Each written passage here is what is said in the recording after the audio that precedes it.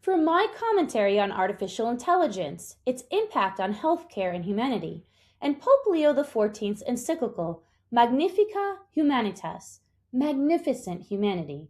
Here are 5 key takeaways. 1. AI is not just a technological revolution, it's a moral one. Artificial intelligence is transforming medicine, healthcare, education, and nearly every aspect of a society. The real question isn't whether AI is powerful, we know it is, but whether our moral formation is keeping pace with our technological capabilities. And I would argue that it is not. 2. Our understanding of the human person will shape the future of AI. Pope Leo XIV argues that before asking what AI can do, we must first ask what it means to be human. If we lose sight of the inherent dignity of every person, technology will increasingly be used to rank, optimize, commodify, and discard human life rather than to protect it.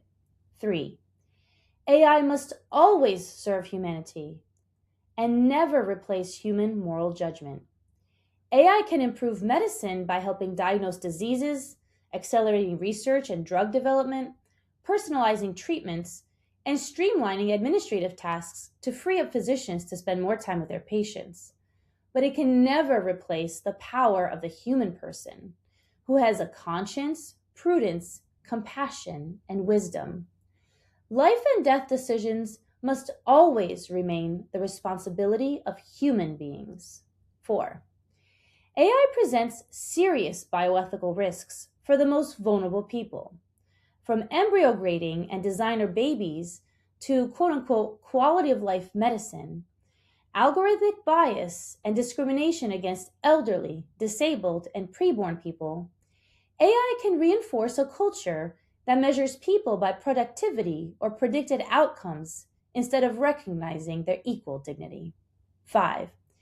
Every one of us has a role in shaping AI. The future of AI will not ultimately be determined by engineers or algorithms.